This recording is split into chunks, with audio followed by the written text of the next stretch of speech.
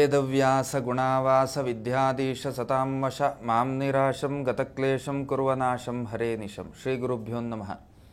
ವಿಸ್ತಾರವಾಹಿನಿಯ ಎಲ್ಲ ವೀಕ್ಷಕರನ್ನು ದಿನದ ಚಿಂತನೆಯ ಕಾರ್ಯಕ್ರಮಕ್ಕೆ ಸ್ವಾಗತವನ್ನು ಕೋರ್ತಾ, ದಿನಾಂಕ 30/3/2024 ಈ ದಿನದ ಚಿಂತನೆಗಳು ಹೇಗಿದ್ದಾವೆ ಅನ್ನೋದ್ರ ಬಗ್ಗೆ ಗಮನವನ್ನು ಹರಿಸೋಣ. ಮೊದಲನೆಯದ್ದಾಗಿ ಮೇಷರಾಶಿ, ವೃತ್ತಿ ಜೀವನ ತುಂಬ ಚೆನ್ನಾಗಿರ್ತದೆ. ಹಣಕಾಸಿಗೆ ಸಂಬಂಧಪಟ್ಟ ಹಾಗೆಯೂ ಕೂಡ ಯಾವುದೇ ರೀತಿಯ ತೊಂದರೆಗಳಾಗುವುದಿಲ್ಲ. ಆದರೆ ಒಂದು ರೀತಿಯಲ್ಲಿ ದುಃಖ ಫಲಗಳು ಕೂಡ ಸೇರಿಕೊಂಡಂತಹ ಅನುಭವಗಳು. ಜನ್ಮರಾಶಿಯಲ್ಲಿರುವಂತಹ ಗುರು ಒಂದೊಂದು ಸಂದರ್ಭಗಳಲ್ಲಿ ದುಃಖ ಅನುಭವಗಳನ್ನು ಕೊಡ್ತಾನೆ. ಸಾರ್ವಜನಿಕ ಬದುಕಿನ ಹಿನ್ನಡೆಗಳಾಗಿರ್ಬೋದು ಅಥವಾ ಇನ್ನಿತರ ಯಾವುದೋ ಯಶಸ್ವಿ ಯಾತ್ರೆಯಲ್ಲಿ ಒಂದು ಸಣ್ಣ ವಿಘ್ನಗಳು ಬರುವಂಥದ್ದೇನಿದೆ ಅದು ದುಃಖವನ್ನು ಕೊಡುತ್ತದೆ ಅಂತ. ಕಾನೂನಾತ್ಮಕವಾದಂತಹ ಕಿರಿಕಿರಿಗಳು, ದಾಂಪತ್ಯದಲ್ಲಿ ಒಂದು ಹಂತದ ಸಮಾಧಾನ ಇದೆ, ಕೌಟುಂಬಿಕ ಜೀವನದಲ್ಲಿಯೂ ಕೂಡ ಒಂದು ಹಂತದ ಸಮಾಧಾನ ಇದೆ, ಆರೋಗ್ಯ ದೃಷ್ಟಿಯಲ್ಲಿಯೂ ಕೂಡ ಯಾವುದೇ ತೊಂದರೆಗಳಿಲ್ಲದೇ ಇರುವಂತಹ ಅನುಭವಗಳು. ತಾವುಗಳು ಭಗವದ್ಗೀತೆಯ 1-2ನೇ ಅಧ್ಯಾಯದ ಪಾರಾಯಣ ಮಾಡಿ ಖಂಡಿತ ಒಳ್ಳೆಯ ಅನುಭವ ಸಾಧ್ಯ. ಇನ್ನು ವೃಷಭ ರಾಶಿ, ದಾಂಪತ್ಯದಲ್ಲಿ ಸೌಖ್ಯ ಫಲಗಳುಂಟು, ಕೌಟುಂಬಿಕ ಜೀವನದಲ್ಲಿಯೂ ಕೂಡ ತೃಪ್ತಿಯ ಫಲಗಳು ಹೇಳುವಂಥದ್ದಿರ್ತದೆ. ವಿದ್ಯಾರ್ಥಿಗಳಿಗೆ ಶುಭ ಕಾಲ ಆಗಿರುವುದಿಲ್ಲ. ಹೊಸ ಥರದ ಚಿಂತನೆ, ಮಂಗಳ ಕಾರ್ಯಾದಿ ಪ್ರಯತ್ನ ಇದಕ್ಕೂ ಕೂಡ ಶುಭ ಕಾಲ ಆಗಿರೋದಿಲ್ಲ, ಶುಭ ಫಲಗಳು ಇರುವುದಿಲ್ಲ. ಹಣಕಾಸಿನ ಸಣ್ಣ ಮುಗ್ಗಟ್ಟು ಹೇಳುವಂಥದ್ದಿರ್ತದೆ. ವೃತ್ತಿ ಜೀವನವೂ ಕೂಡ ಒಂದು ಹಂತದ ಸಮಾಧಾನಕ್ಕೆ ಸೀಮಿತವಾದಂತಹ ಫಲವಾಗಿ ಕಂಡು ಬರ್ತಾ ಇದೆ. ತಾವುಗಳು ಮಾಡಬೇಕಾದದ್ದೇನು ಕೇಳಿದರೆ, ಗೀತೆಯ 3 ಮತ್ತು 4ನೇ ಅಧ್ಯಾಯದ ಪಾರಾಯಣ ಮಾಡಿ ಖಂಡಿತ ಒಳ್ಳೆಯ ಫಲ ಸಾಧ್ಯ. ಇನ್ನು ಮಿಥುನ ರಾಶಿ, ಹೊಸ ಥರದ ಚಿಂತನೆ, ಮಂಗಳ ಕಾರ್ಯಾದಿ ಪ್ರಯತ್ನ, ಭೂ ಖರೀದಿ, ಗೃಹ ನಿರ್ಮಾಣ ಇತ್ಯಾದಿ ಸಂಕಲ್ಪಗಳೆಲ್ಲ ಇದ್ದರೆ ಅದಕ್ಕೆ ಪೂರಕ ಫಲಗಳುಂಟು. ಕಾರ್ಯಪ್ರವೃತ್ತಿಯನ್ನು ಮಾಡುವಂಥದ್ದು ಸೂಕ್ತ ಅನ್ನುವಂಥದ್ದು. ಇನ್ನು ಕರ್ಮಕ್ಷೇತ್ರ ಚೆನ್ನಾಗಿರ್ತದೆ, ಹಣಕಾಸಿನ ಪರಿಸ್ಥಿತಿಯೂ ಕೂಡ ಚೆನ್ನಾಗಿರ್ತದೆ. ಕರ್ಮದ ಪರಿಸರ ಹೇಳುವಂಥದ್ದು ನಿಮಗೆ ಪೂರಕವಾಗಿರುವುದಿಲ್ಲ. ನಿಮ್ಮ ಕಾಲೆಳೆಯುವಂತಹ ಪ್ರಸಂಗಗಳು ಬಹುತೇಕ ನಡೀತಾ ಇರ್ತದೆ. ಆದರೆ ಅದನ್ನೆಲ್ಲ ಗೆದ್ದು ಬರುವಂತಹ ಸಾಮರ್ಥ್ಯ ನಿಮ್ಮ ಪಾಲಿಗೆ ಇರ್ತದೆ, ನಿಮ್ಮಲ್ಲಿ ಇರ್ತದೆ. ವರಿ ಮಾಡುವ ಅವಶ್ಯಕತೆ ಇರುವುದಿಲ್ಲ. ದಾಂಪತ್ಯದಲ್ಲಿ ಅಷ್ಟೊಂದು ಸಮಾಧಾನ ಇರುವುದಿಲ್ಲ. ಕೌಟುಂಬಿಕ ಜೀವನದಲ್ಲಿಯೂ ಕೂಡ ತೃಪ್ತಿಯ ಪರಿಸ್ಥಿತಿ ಕಂಡುಬರುತ್ತಾ ಇಲ್ಲ. ಆರೋಗ್ಯ ನಿಮಿತ್ತವಾದಂಥ ಒಂದಷ್ಟು ಖರ್ಚಿನ ಒಂದು ದಾರಿ ಹೇಳುವಂಥದ್ದು ನಿಮ್ಮ ಪಾಲಿಗಿರ್ತದೆ.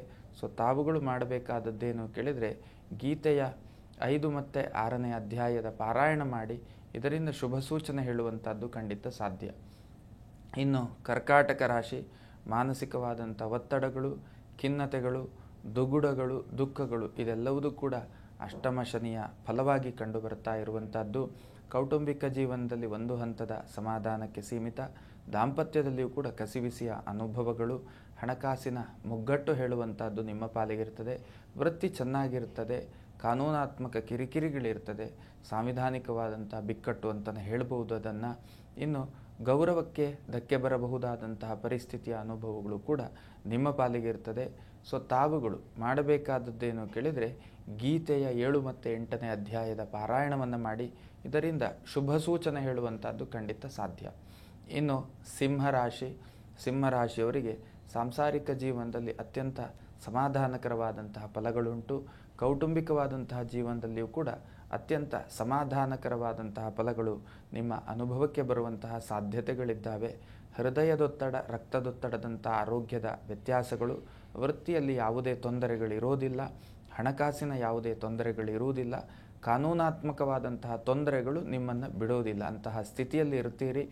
ತಾವುಗಳು ಮಾಡಬೇಕಾದದ್ದೇನು ಕೇಳಿದರೆ, 9 ಮತ್ತು 10ನೇ ಅಧ್ಯಾಯದ ಗೀತೆಯನ್ನು ಓದಿ ಇದರಿಂದ ನಿಮಗೆ ಶುಭ ಫಲ ಖಂಡಿತ ಸಾಧ್ಯ.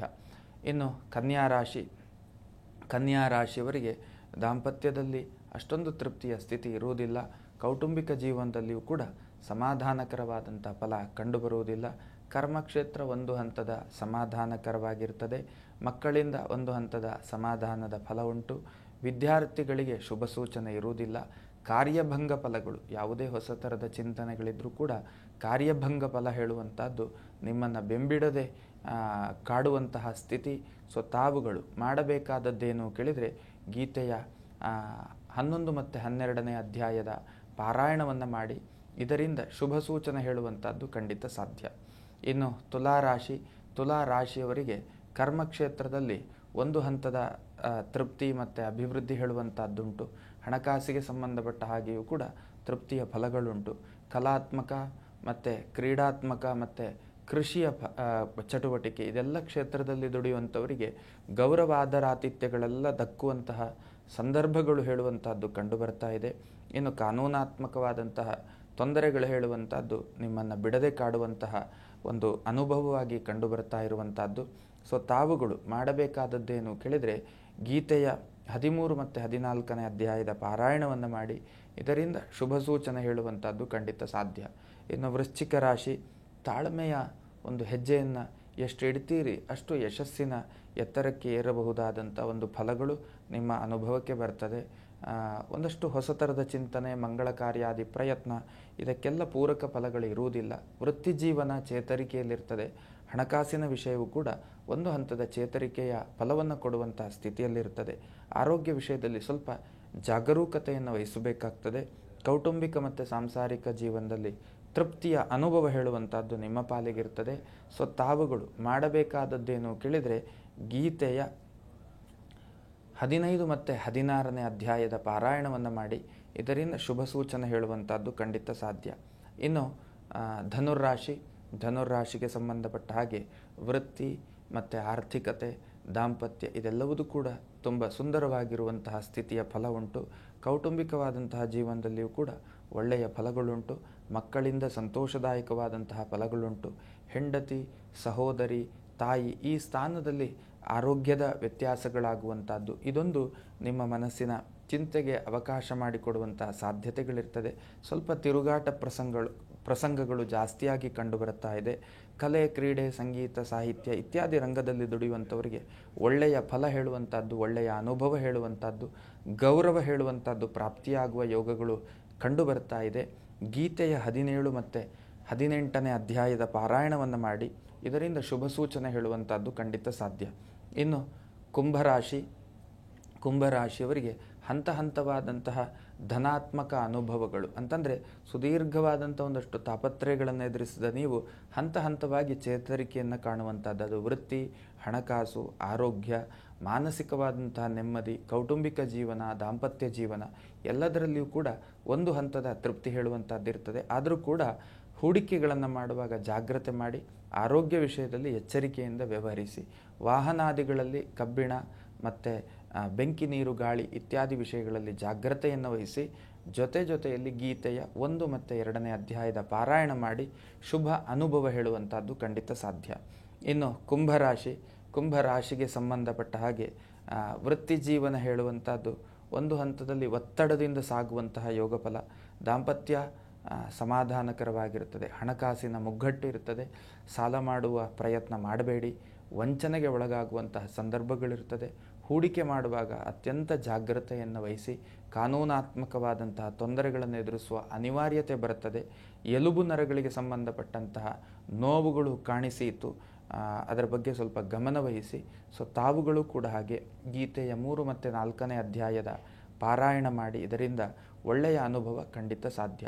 ಇನ್ನು ಮೀನರಾಶಿಗೆ ಸಂಬಂಧಪಟ್ಟ ಹಾಗೆ ಮಾನಸಿಕವಾದಂಥ ಒಂದಷ್ಟು ನೆಮ್ಮದಿಯ ವ್ಯಯ, ಹಣದ ವ್ಯಯ, ಆರೋಗ್ಯದ ವ್ಯಯ ಆಗುವಂತಹ ಯೋಗ ಫಲಗಳು. ವೃತ್ತಿ ಚೆನ್ನಾಗಿರ್ತದೆ, ಒಳಹರಿವು ಆದಾಯವೂ ಕೂಡ ಚೆನ್ನಾಗಿರ್ತದೆ. ದಾಂಪತ್ಯದಲ್ಲಿ ಸೌಖ್ಯ ಫಲಗಳು ಹೇಳುವಂಥದ್ದುಂಟು. ಕಲಾತ್ಮಕವಾದಂಥ ಬದುಕಿನಲ್ಲಿ ಇರುವಂಥವರಿಗೆ ಒಳ್ಳೆಯ ಫಲಗಳು ಹೇಳುವಂಥದ್ದು ಕೂಡ ಅನುಭವಕ್ಕೆ ಬರಲಿಕ್ಕುಂಟು.